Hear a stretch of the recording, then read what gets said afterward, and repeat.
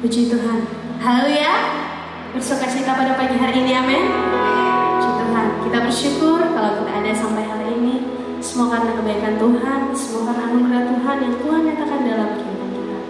Daripada pagi hari ini, kita mau beribadah, kita mau memberikan yang terbaik hanya untuk Tuhan. Sama-sama kita berdoa. Terima kasih Tuhan, terima kasih Bapa yang baik. Kami bersyukur buat segala kebaikan Tuhan dalam hidup kami. Kami merasakan bagaimana penyertaan Tuhan dalam hidup kami. Sungguh luar biasa Engkau boleh berikan dalam hidup kami. Terima kasih Tuhan, terima kasih Yesus. Saat pagi hari ini kami siap memuliakan Engkau. Kami siap memulaikan ibadah kami Tuhan. Biarlah Engkau memimpin ibadah kami Tuhan, sehingga boleh selesai seturut dengan kehendak Tuhan. Urapi kami Tuhan, nyatakan kuasa-Mu pada pagi hari ini. Biarlah ya Tuhan, kami boleh pulang membawa berkat-berkat yang daripada Tuhan. Kami siap memberikan yang terbaik hanya untuk Engkau, di dalam nama Tuhan Yesus Kristus. Haleluya, puji Tuhan. Amin. Mari sama-sama kita mau memberikan yang terbaik buat Tuhan. Kita mau menyembah Tuhan. Kita mau sadari bahwa Tuhan yang menjadi pengharapan.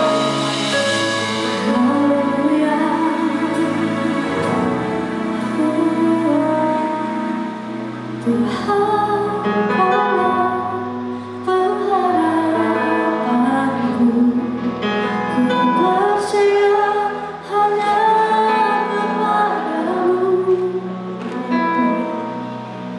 Yesus adalah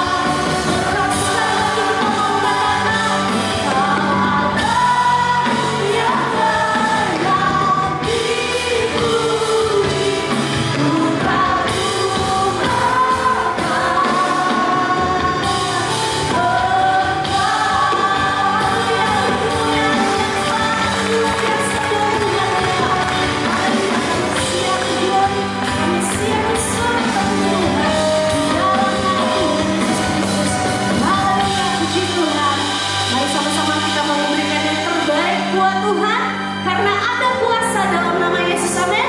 Nama yang membebaskan, nama yang menyembuhkan kita semua. Haleluya, puji Tuhan.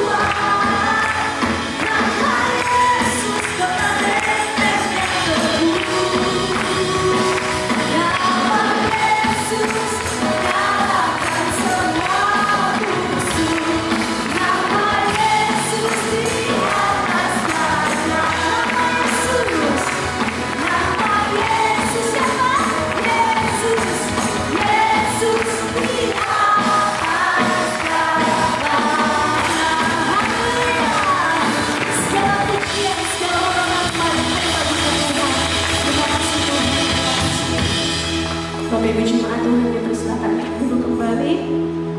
Mari sama-sama kita mau mempersiapkan hati dan pikiran kita. Kita mau mendengarkan firman Tuhan. Firman-Lah yang menjadi kekuatan buat kita semua. Firman-Lah yang memampukan kita untuk menghadapi kehidupan. Terima kasih Tuhan, terima kasih Bapa. Kami rindu selalu mendekat dengan Engkau Tuhan. Karena kami tahu tanpa Engkau kami tidak ada apa-apanya Tuhan. Haleluya Yesus Tuhan, terima kasih.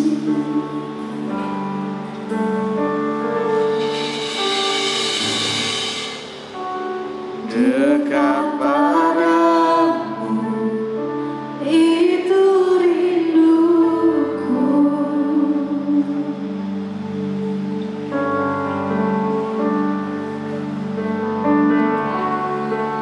Di setiap kataku Kau pun menunggu.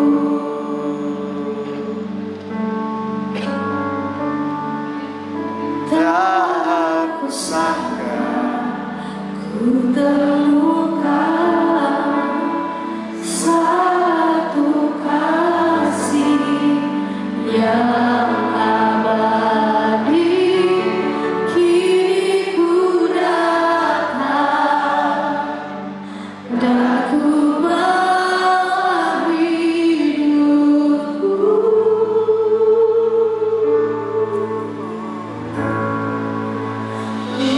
Mengajak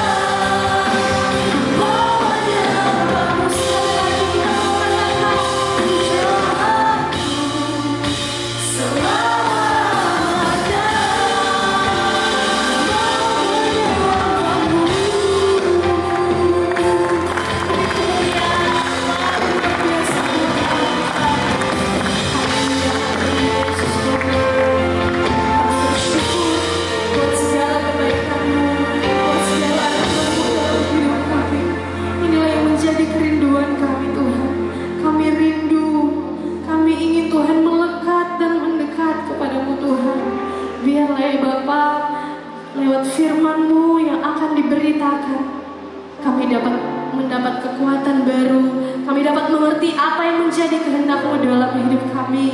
Dan saat ini Tuhan, kami siap mendengarkan firman-Mu. Urapi kami semua, bahkan urapi hamba-Mu Tuhan. Biarlah ya Tuhan, kami semua dapat menjadi pendengar, bahkan menjadi pelaku-pelaku firman-Mu Tuhan. Terima kasih Tuhan, terima kasih Yesus. Kami berdoa dan bersyukur. Di dalam nama Yesus kami berdoa. Haleluya. Amin.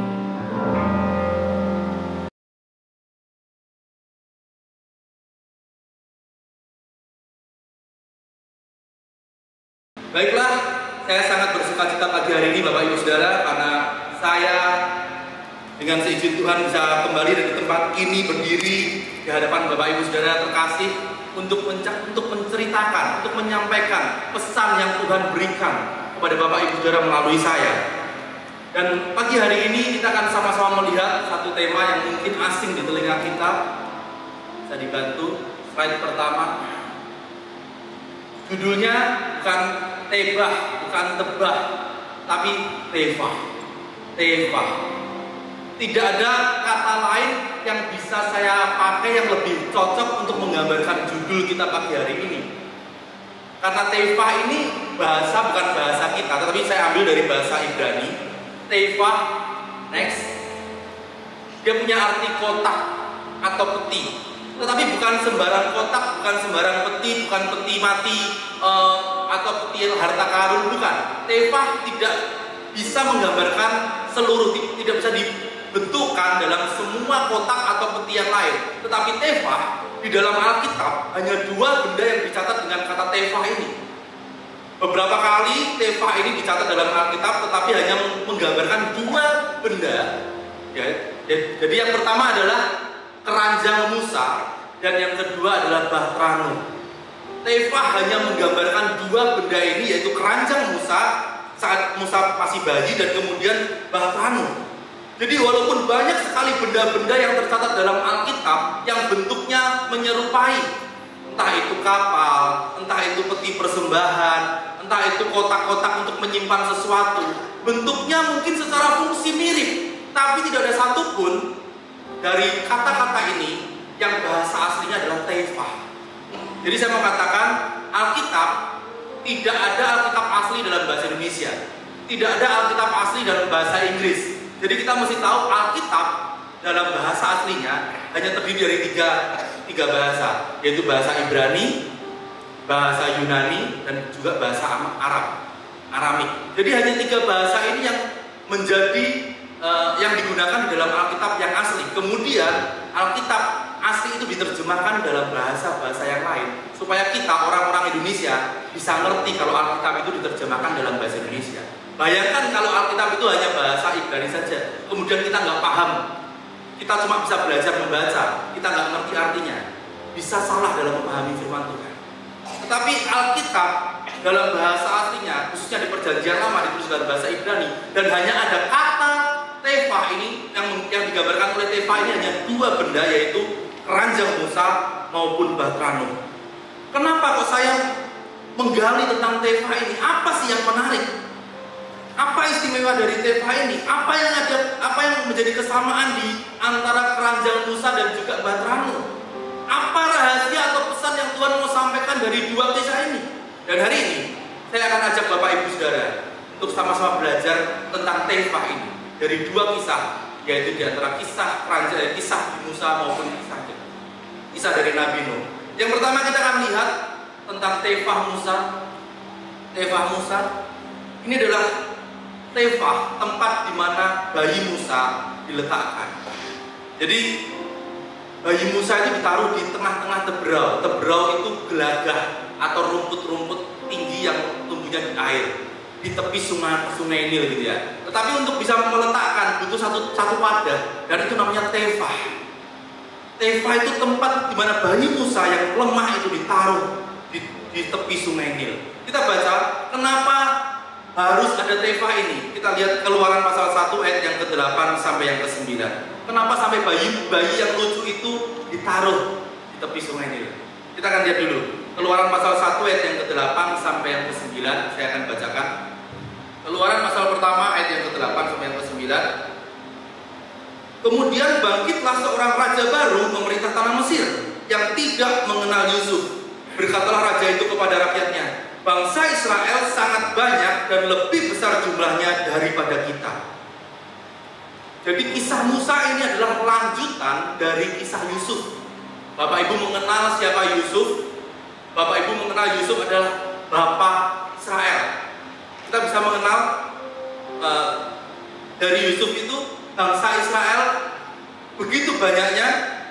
Kita bisa melihat keturunan-keturunan dari Abraham, Ishak, Yakub, kemudian Yusuf dan lain sebagainya, dan mereka satu titik mereka tinggal di Mesir. Karena apa? Karena kita tahu ceritanya bahwa kitab Kejadian itu menceritakan bagaimana bangsa Israel adalah salah satu bangsa yang dilanda kelaparan. Jadi seluruh dunia dilanda kelaparan besar, tetapi di Mesir tidak ada kelaparan. Karena apa? Karena Yusuf dia menjadi seorang penguasa di Mesir. Singkat cerita, Yusuf jadi seorang penguasa di Mesir, dan dia bisa mengelola, memanajemen bahan pangan negara Mesir, rakyat Mesir, sehingga hanya Mesir saja yang tidak terjadi kelaparan, tetapi seluruh dunia dilanda kelaparan. Dan itu membuat orang-orang di negara lain datang ke Mesir, dan termasuk orang tua dan juga saudara-saudara dari Yusuf. Mereka datang ke Mesir, mereka bertemu dengan Yusuf di sana, dan karena Yusuf memiliki hubungan yang baik dengan rajanya, yaitu Firaun, Yusuf berkata kepada Firaun, hendaklah ayah dan saudara-saudaraku bisa tinggal di tanah Goshen, di Mesir. Dan Firaun mengabulkan apa yang menjadi permintaan dari Yusuf. Singkat cerita, Yusuf, ayahnya dan saudara-saudara Yusuf beserta dengan sanak saudaranya, dengan keluarganya, dengan hewan ternaknya, mereka tinggal di tanah Goshen, menempati satu bagian kecil di tanah Mesir. Kemudian mereka berkembang biak luar biasa, mereka bertumbuh luar biasa, mereka beranak cucu. Dan saat mereka menjadi satu bangsa yang besar seperti yang sudah kita baca, bangsa Israel itu sangat banyak dan lebih besar jumlahnya daripada kita. Bangsa Israel bertumbuh menjadi bangsa yang besar. Dan pemerintahan Mesir sudah berganti generasi. Mesir tidak lagi dipimpin oleh Firaun yang mengenal Yusuf, tetapi Mesir dipimpin oleh seorang raja baru, seorang Firaun baru. Jadi Firaun itu bukan nama ya, Firaun itu gelar raja bangsa Mesir. Saat Mesir dipimpin oleh seorang Firaun yang baru, Firaun itu tidak mengenal siapa Yusuf, tidak tahu cerita tentang Yusuf, di mana kehebatan Yusuf dalam membantu mengorganisir pemerintahan mereka.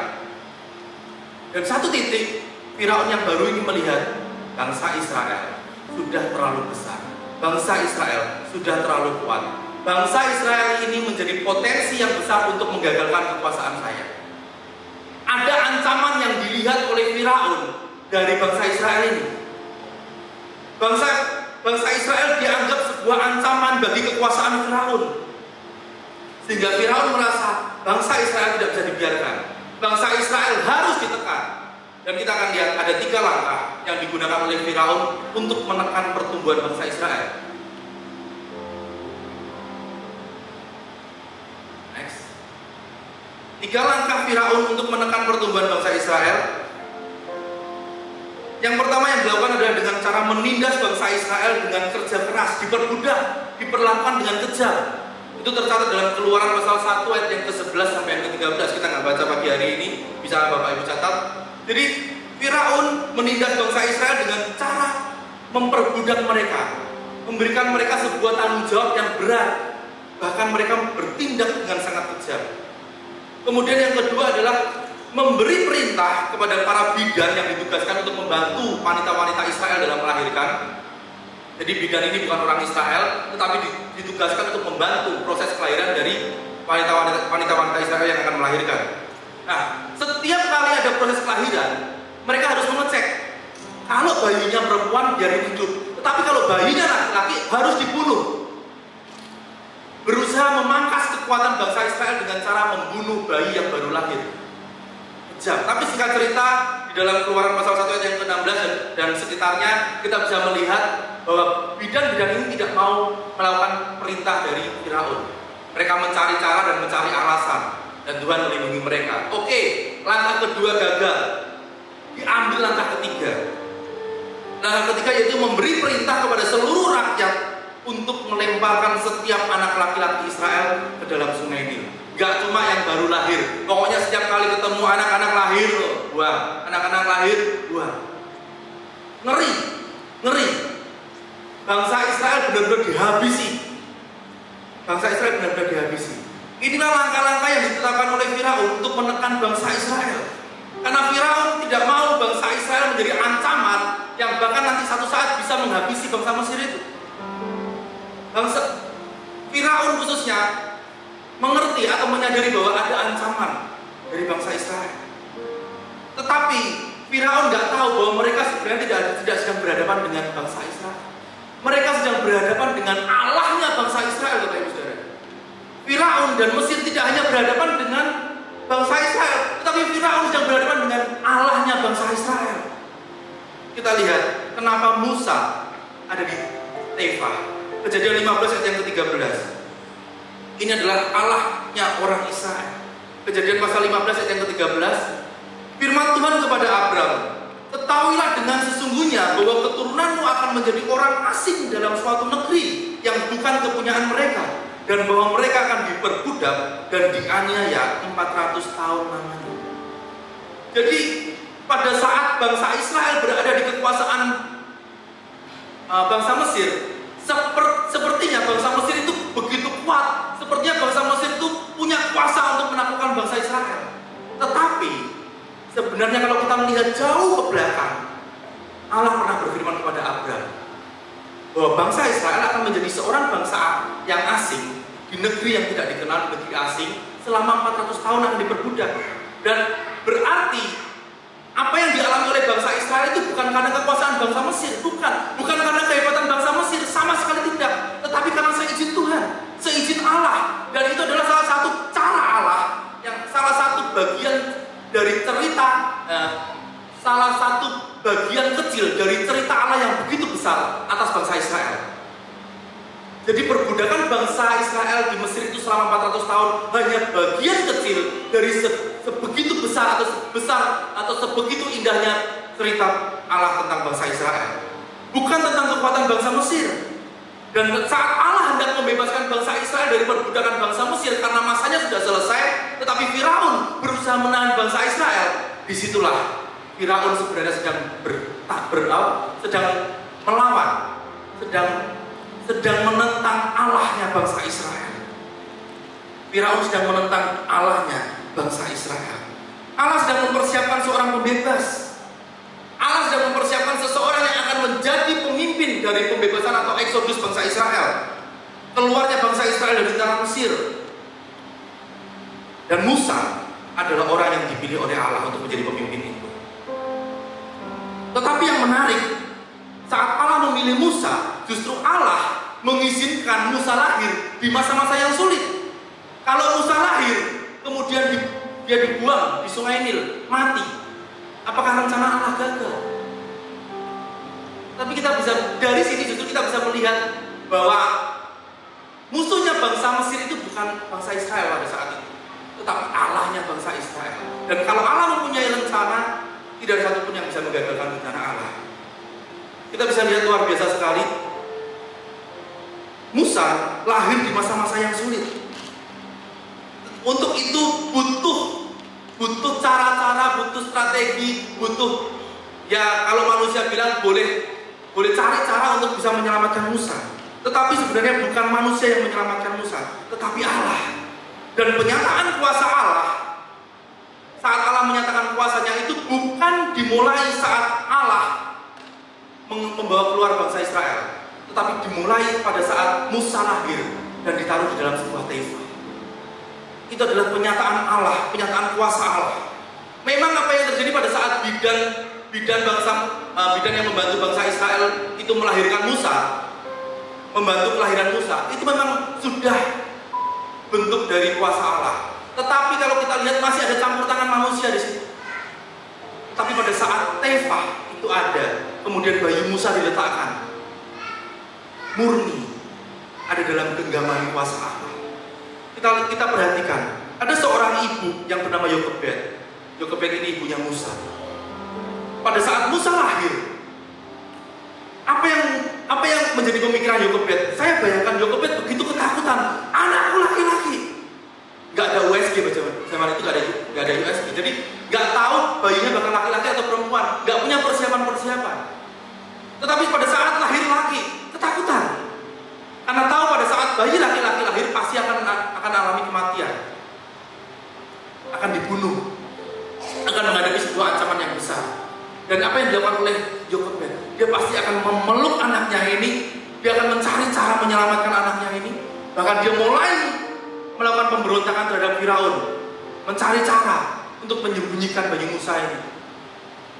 Tapi 3 bulan bayi Musa ini disimpan.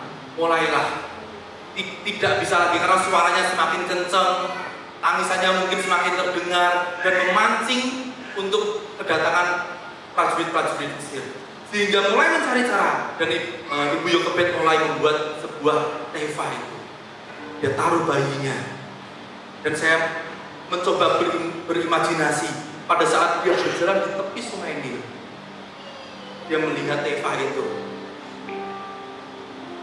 Dia sedang menggenggam erat anaknya. Belum ada nama Musa pada saat itu. Dia sedang menggenggam erat anaknya itu. Kemudian dia cuma berkata kepada Tuhan, aku letakkan Musa ke dalam perlindungan. Dia letakkan Musa ke dalam teva. Dia melepaskan apa yang digenggam selama ini.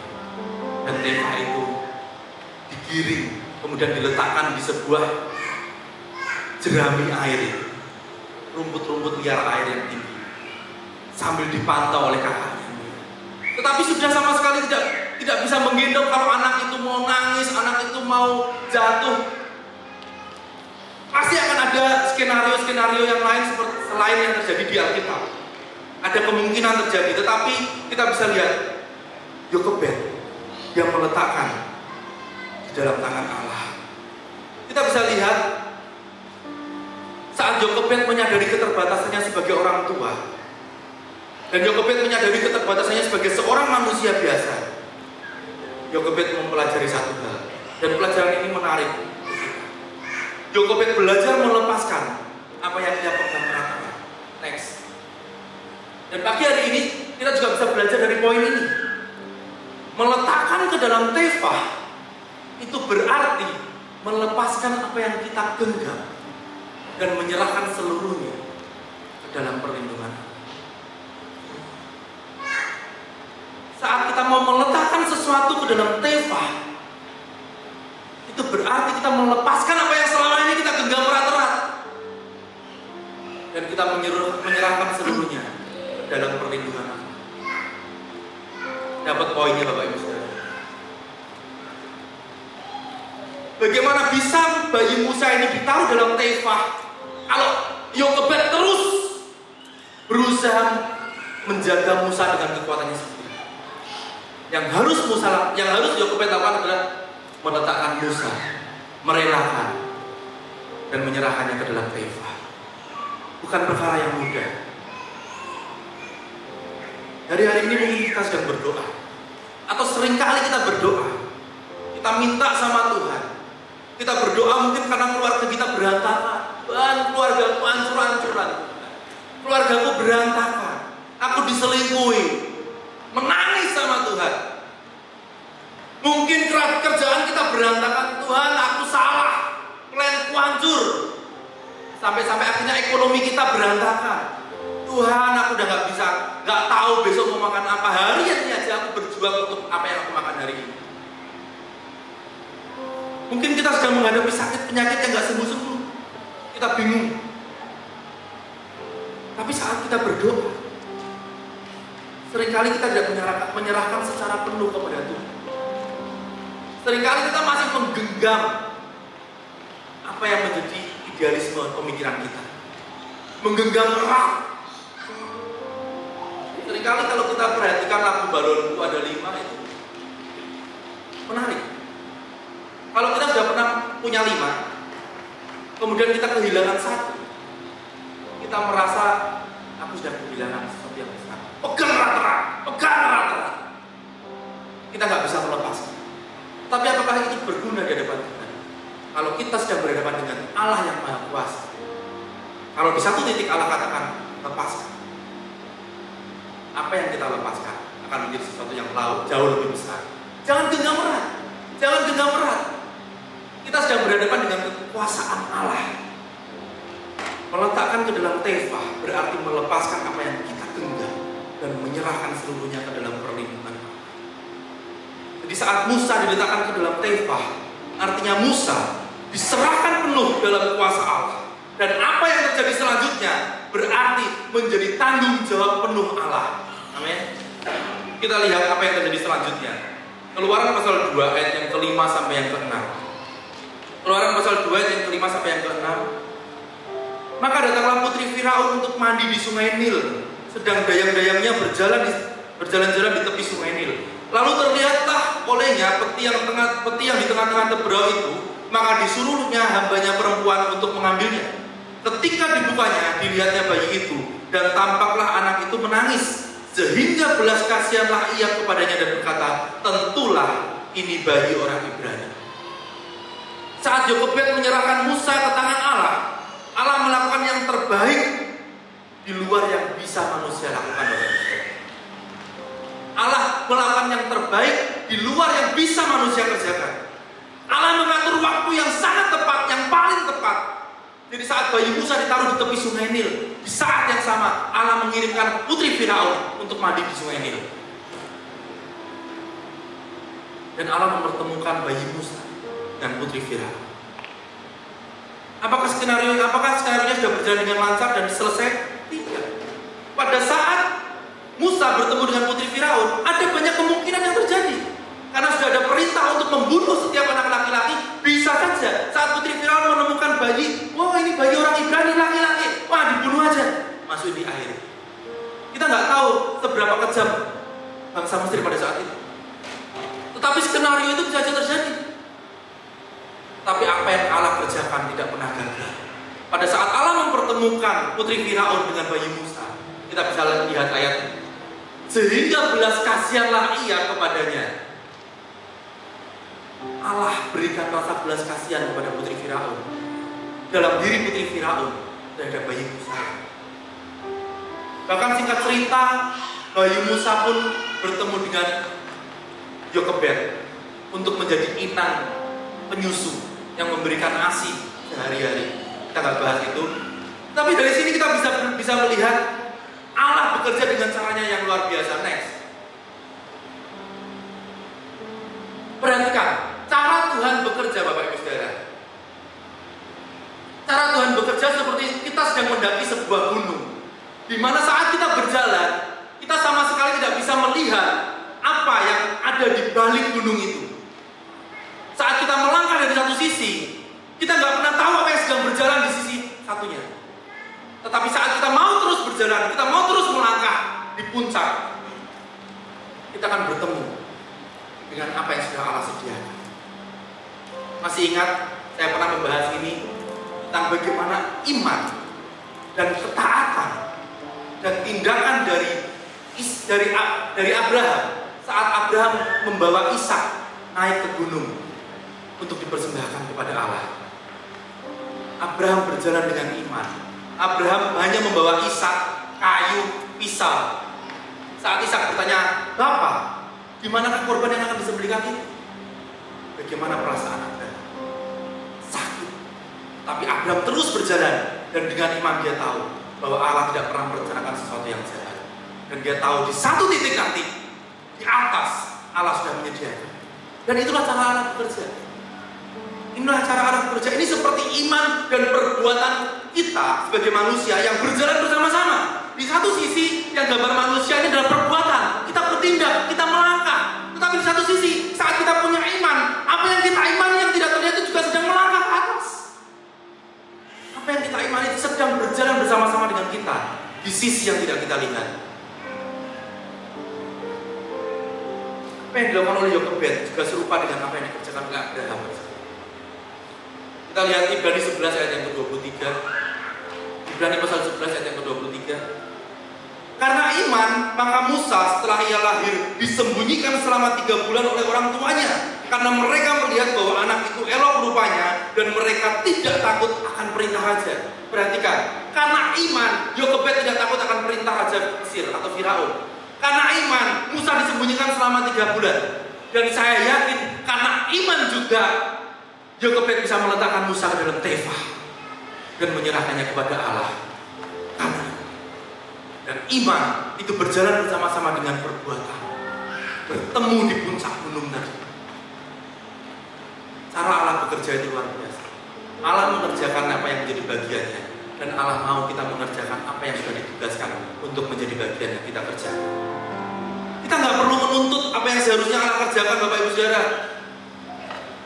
Siapa yang menyangka bahwa seorang bayi lemah yang bahkan tidak bisa menyelamatkan dirinya sendiri dari ancaman Firaun, justru Allah perlengkapi dan persiapkan menjadi seorang pemimpin yang membawa bangsa Israel keluar dari Mesir, dari perbudakan. Siapa yang nyangka seorang bayi kecil yang untuk menyelamatkan dirinya saja nggak bisa, dia butuh tangan orang lain dan terlebih dia butuh kuasa Allah yang maha. Tapi kita bisa melihat rencana Allah luar biasa. Kita belajar, kita nggak perlu menuntut Allah seharusnya gini. Nggak perlu. Kita nggak perlu mengatur apa yang Allah harus kerjakan. Kita belajar, percaya bahwa Allah sudah mengerjakan bagiannya dengan baik dan tepat di waktu yang terbaik. Itu adalah tebah Musa. Dan yang bagian kedua kita akan lihat tentang tefah. Tentang tefah. Kisah tentang Batrano ini tentu lebih familiar di telinga kita, Bapak Ibu Saudara, benar? Karena saat kita bercerita tentang Musa, jarang sekali kita membahas keranjang Musa atau tefah Musa. Seringkali fokusnya banyak. Tetapi saat kita bercerita tentang Nuh, inti dari kisah Nuh ada di dalam tefah ini, yaitu Batrano. Karena Batra memang menjadi poin dari cerita yang tertulis dalam kisah Nuh ini. Jadi bahtera Nuh dalam bahasa aslinya juga dituliskan dengan hal yang sama, yaitu tefah, seperti keranjang bayi Musa tadi. Walaupun secara penampakan berbeda kan? Secara penampakan berbeda. Tefah Musa kecil, tefah Nuh besar. Jadi tefah ini bukan soal ukuran. Tefah ini bukan tentang ukuran. Tefah Musa kecil, tefah Nuh besar sekali gitu kan. Kalau tefah Musa isinya bayi Musa, bayi kecil yang lucu. Tefah Nuh isinya apa? Bayi gajah yang besar. Oke, kita lanjut Kejadian pasal 6 ayat yang ke-17 sampai yang ke-18. Kejadian pasal 6 ayat yang ke-17 sampai yang ke-18. Sebab sesungguhnya aku akan mendatangkan air bah meliputi bumi untuk memusnahkan segala yang hidup dan bernyawa di kolong langit. Segala yang ada di bumi akan mati binasa. Tetapi dengan engkau, aku akan mengadakan perjanjianku. Dan engkau akan masuk ke dalam bahtera itu, engkau bersama-sama dengan anak-anakmu dan istrimu dan istri anak-anakmu. Ini adalah bagaimana fungsi dari tefah di eranya Nuh. Jadi sebenarnya tefah ini adalah cara yang Allah pakai untuk membebaskan Nuh dan keluarganya dari sebuah bencana besar yang akan membinasakan semua makhluk hidup yang ada di bumi saat ini. Jadi Allah punya rencana pembebasan. Kalau tadi Allah mempunyai sebuah rencana pembebasan kepada bangsa Israel dari perbudakan bangsa Mesir, dimulai dari Musa di dalam tefah. Kali ini Allah menggunakan tefah untuk rencana pembebasan Allah terhadap Nuh dan keluarganya dari bencana yang akan melanda bumi pada saat ini. Jadi bukan soal ukuran. Ukuran masing-masing Tuhan yang tahu, tetapi ada keselamatan yang telah kerjakan di dalam tefah ini.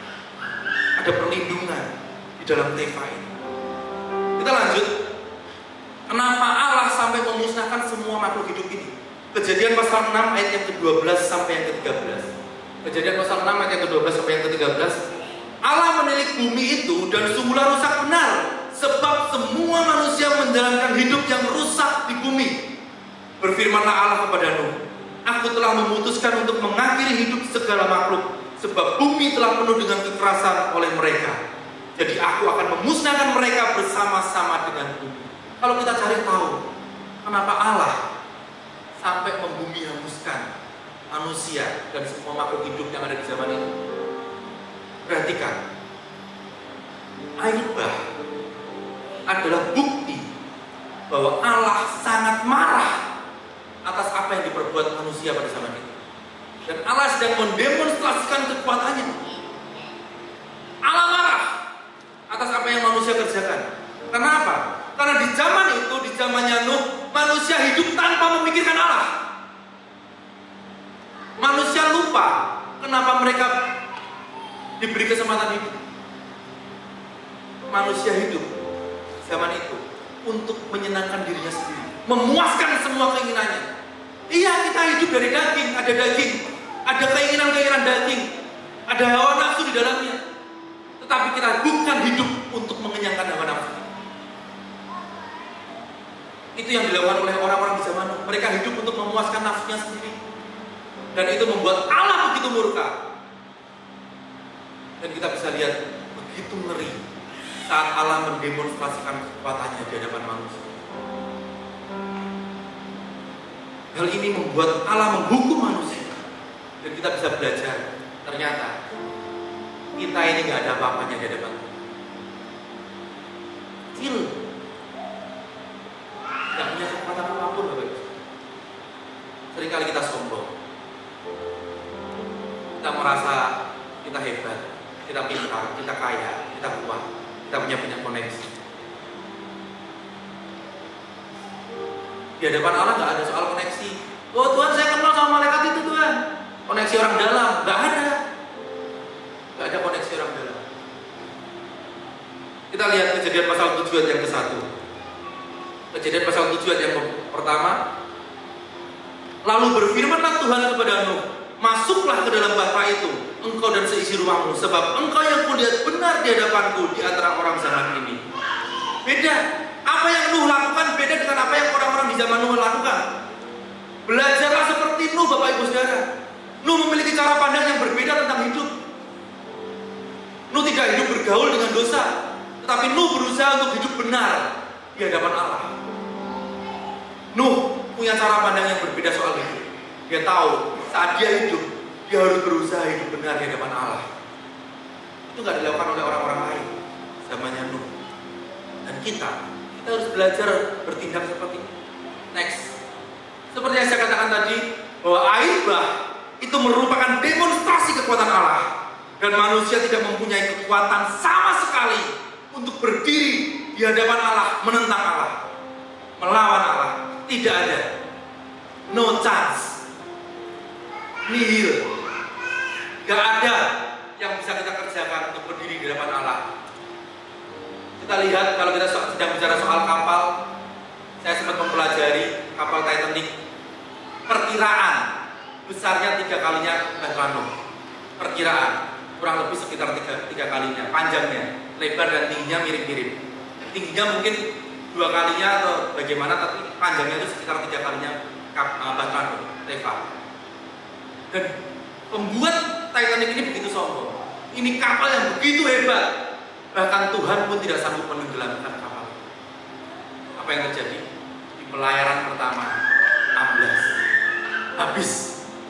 Bahtera Nuh dia berapa tahun dia di atas permukaan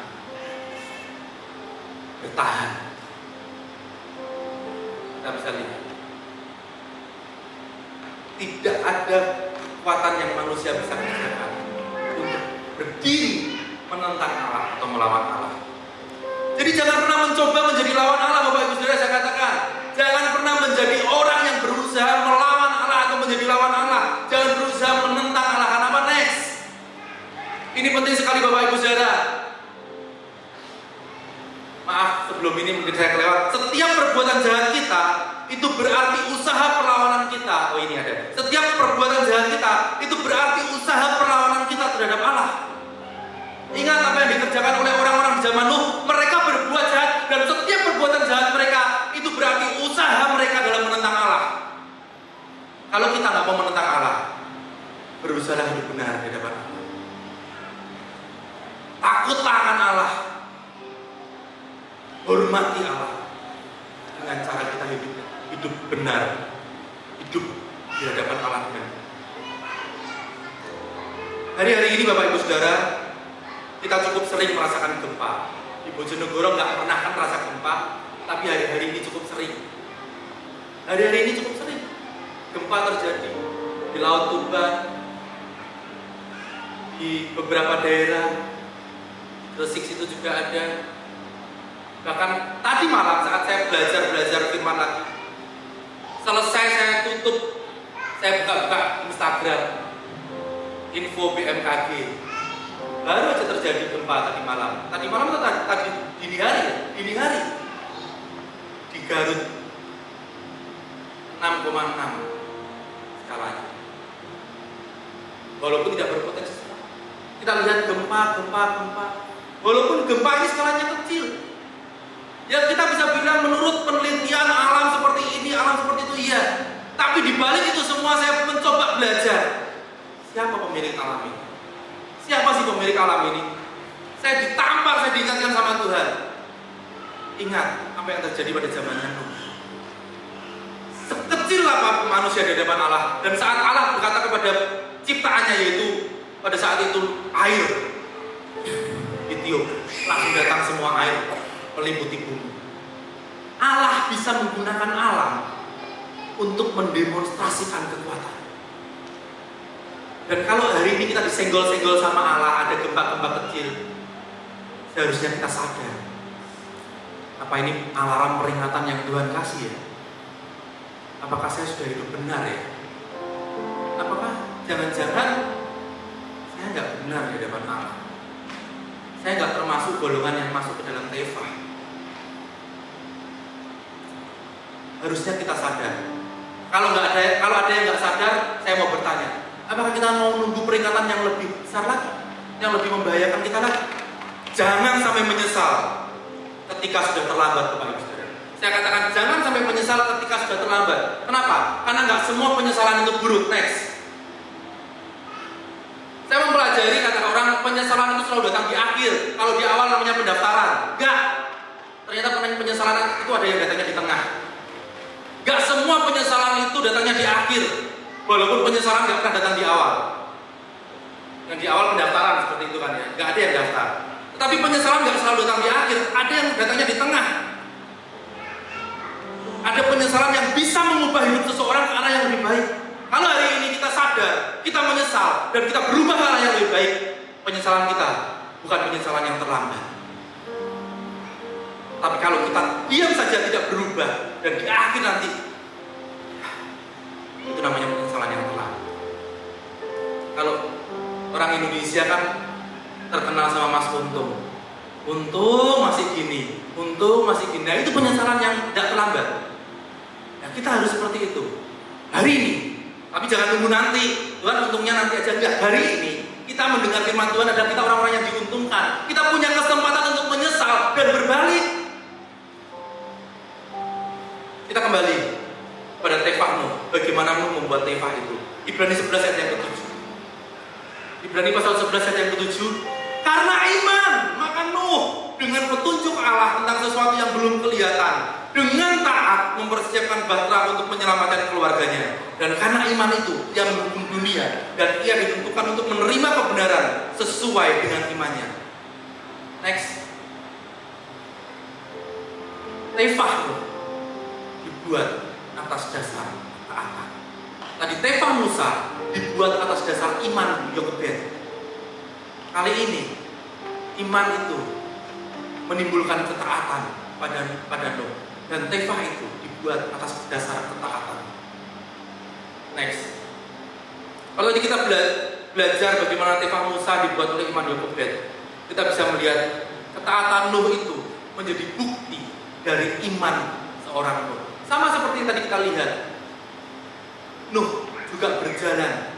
Dia membuat kayu sesuai dengan apa yang Tuhan perintahkan, membuat bahtera sesuai dengan apa yang Tuhan perintahkan, bahan-bahannya, tingginya, dan lain sebagainya. Letak-letaknya, Tuhan atur semua, dan Nuh begitu taat memperhatikan semua perintah Allah. Dan di satu titik, Allah sedang bekerja. Tepat bahtera itu jadi, semua masuk, hewan-hewan yang diperintahkan untuk dicari sudah dimasukkan, pintu ditutup, air bah dikirim. Allah bekerja dengan caranya yang tepat. Kalau Tuhan nanti dulu dong Tuhan, aku masih mau nyelamatin tuh temanku tuh, teman ngopi Tuhan, mau aku ajak masuk bahtera dulu, belum percaya. Telat. Tefah Nuh bekerja tepat waktu. Tefah bekerja, Allah bekerja tepat waktu, maksud saya seperti itu. Iman dan ketaatan itu berjalan bersama-sama dengan penyediaan janji Allah. Ada janji Allah di atas. Dalam membuat Tefah ada banyak hal yang diatur oleh Allah, Bapak Ibu Saudara. Seperti yang saya katakan soal ukurannya, bahan-bahannya, kemudian posisi-posisi yang harus diatur, hewan-hewan yang harus masuk, dan lain sebagainya. Itu diatur semua. Dan yang menarik ada satu yang hari ini bisa kita pelajari. Kejadian pasal 6 ayat yang ke-16 ini menjadi poin utama dari apa yang ingin saya sampaikan pada pagi hari ini. Kejadian pasal 6 ayat yang ke-16. Buatlah atap pada bahtera itu, dan selesaikanlah bahtera itu sampai sehasta dari atas, dan pasanglah pintu pada lambungnya. Buatlah bahtera itu bertingkat bawah, tengah, dan atas. Tefah merupakan cara Allah menyelamatkan Nuh dan keluarganya. Tefah dibuat dari ketaatan Nuh. Tetapi untuk Nuh bisa masuk ke dalam Tefah, perlu yang namanya pintu. Pintu ini berguna untuk Nuh dan keluarganya masuk ke dalam Tefah. Dan pintu itu, next. Pintu ada pada lambung tengah. Ini mengingatkan saya pada satu peristiwa. Letak pintu yang terletak pada lambung ini seolah-olah membawa saya pada sesuatu yang terjadi ribuan tahun setelah bahtera Nuh ini. Yohanes pasal 19 ayat yang ke-32 sampai yang ke-34.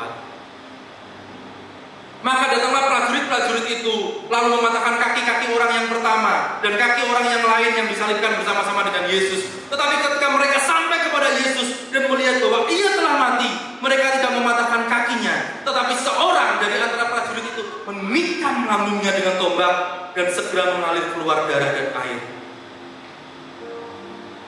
Apa yang terjadi pada peristiwa ini? Saat Allah memerintahkan pintu harus diletakkan pada lambung tengah Tefah, itu membawa saya teringat pada satu peristiwa yang terjadi ribuan tahun setelahnya, yaitu pada saat lambung Yesus ditikam di atas kayu salib. Kenapa? Apa hubungannya? Apakah cocok logi? Saya enggak. Saya mendapat satu pemahaman seperti ini, Bapak Ibu Saudara. Yohanes 19 ayat yang ke-36. Peristiwa penusukan lambung Yesus sangat penting buat iman kekristenan kita. Yohanes pasal 19 ayat yang ke-36. Sebab hal itu terjadi supaya genaplah yang tertulis dalam kitab suci, tidak ada tulang-tulangnya yang akan dipatahkan. Ingat, ini yang terjadi di Perjanjian Baru, Yohanes pasal 19 ayat 36. Supaya hal itu terjadi, genaplah yang tertulis dalam kitab suci, tidak ada tulangnya yang akan dipatahkan. Tulang Yesus. Dan kita lihat apa yang tertulis dalam Keluaran soal korban Paskah, tentang korban Paskah di dalam Keluaran pasal 12 ayat yang ke-46. Paskah itu harus dimakan dalam satu rumah juga, tidak boleh kau bawa sedikit pun dari daging itu keluar rumah. Perhatikan, satu tulang pun tidak boleh kamu patahkan.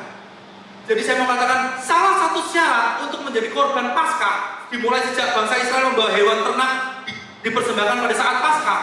Persembahan atau korban Paskah itu tidak boleh dipatahkan tulangnya, tidak boleh ada satupun tulangnya yang patah, kecekluk tidak boleh. Korban yang sempurna pada saat Paskah itu harus dikatakan korbannya tidak boleh ada tulang yang patah. Itu adalah salah satu tandanya, salah satu persyaratannya. Demikian juga Yesus saat dia turun ke dunia untuk menjadi korban yang sesungguhnya, apa yang digambarkan oleh hewan ternak tadi, hewan korban. Kemudian Yesus menjadi korban yang sesungguhnya, korban sejati. Hal yang sama, tidak boleh ada satupun tulang yang dipatahkan. Dan Bapak Ibu Saudara tahu, ini benar-benar pekerjaan Allah dengan cara yang tepat. Karena apa? Karena semua orang yang disalib, dia tidak akan langsung mati. Tetapi satu titik, tulang dari kaki mereka harus dipatahkan. Tujuannya apa? Supaya tidak ada kekuatan dari mereka untuk menopang tubuh, sehingga semua beban tubuh itu digantung pada dua tangan yang dilubangi paku. Dan itu membuat robekan yang begitu besar, sakit yang begitu berat, dan mempercepat kematian orang yang dihukum salib itu. Pasti dipatahkan tulangnya. Tetapi Yesus satu-satunya korban di atas kayu salib yang tidak dipatahkan tulangnya. Yesus tidak sama dengan orang-orang hukuman lain. Yesus tidak sama walaupun hukumannya sama-sama disalib. Yesus mati sebagai korban yang sempurna di atas kayu salib untuk menebus dosa saya dan Bapak Ibu Saudara. Dan itu dibuktikan dengan cara lambung Yesus ditusuk dan Yesus tidak bereaksi, berarti Yesus sudah mati. Kalau tidak ada penusukan lambung itu, saya yakin kaki Yesus juga akan dipatahkan. Dan itu berarti Yesus tidak memenuhi persyaratan tentang korban sejati. Yesus luka di lambungnya itu bukti cinta yang begitu besar kepada saya dan Bapak Ibu Saudara. Ini menarik. Karena pada umumnya pasti semua kakinya dipatahkan tulangnya, tetapi Yesus tidak. Yesus korban yang tidak bercacat celah. Dan hal ini diteguhkan dengan satu ayat lagi yang saya catat dalam Yohanes pasal 10 ayat yang ke-9. Yohanes pasal 10 ayat yang ke-9, dengan jelas Yesus berkata seperti ini, akulah pintu, barang siapa masuk melalui aku, ia akan selamat, dan ia akan masuk dan keluar dan menemukan padang rumput. Siapa yang mau menikmati hal seperti ini? Sebagai domba, kita menikmati apa yang Tuhan sediakan. Dan Yesus dialah pintu. Hanya Dia pintu. Dan posisi pintu pada lambung itu menunjukkan luka di lambung Yesus.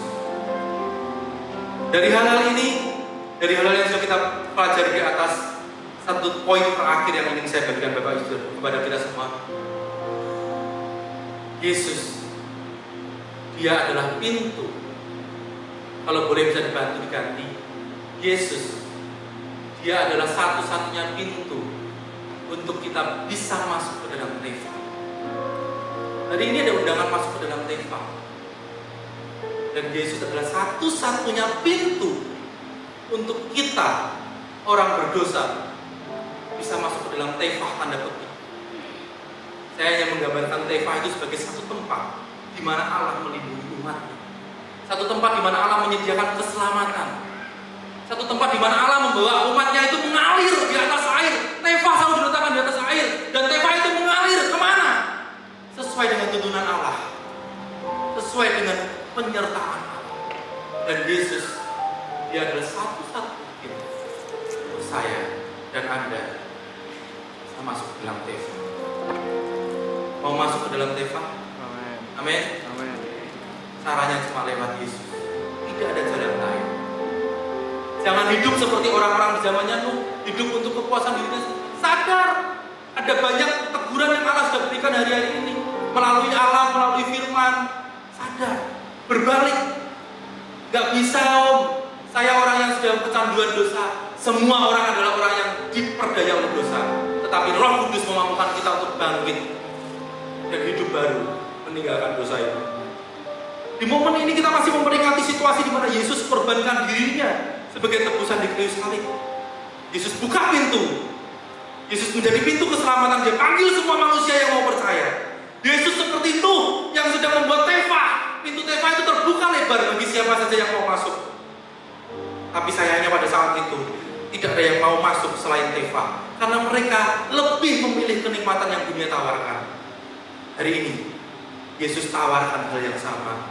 Yesus berkata, tutup mata kita. Yesus sedang berkata, ada sebuah Teva yang cukup untuk menampung kamu semua. Dan akulah pintu, satu-satunya pintu untuk engkau bisa masuk ke dalam Teva. Maukah engkau masuk lalu? Maukah engkau masuk lewat aku dan tinggal di dalam Teva?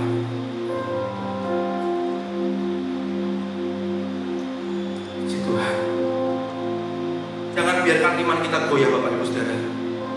Yesus datang, dia tawarkan keselamatan. Jangan hidup seperti orang yang sombong, yang seolah-olah kita tidak perlu memikirkan hari kematian kita. Hari kematian itu pasti datang. Pikirkan dengan baik-baik.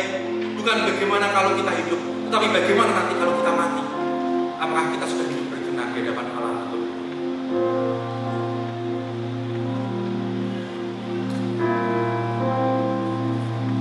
Bila kau izinkan sesuatu terjadi,